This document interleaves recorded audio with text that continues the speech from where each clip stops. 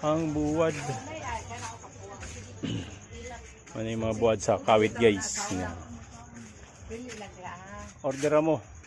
Mag-comment mo, magpada. Apil na pag Gcash matay pag di mo magpada Gcash way. Ano? Abang napa ko dire, kimolakaw na ko. O pili ra.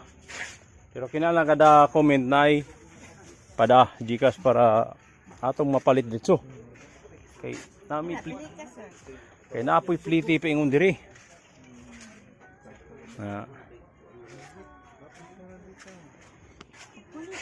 Oh, parungoy. Parang. Kani dili parat gaay. Kanay dili na sir. Anday ako ranggi ko anday kay basig na mo order sila kay mo balik og Manila.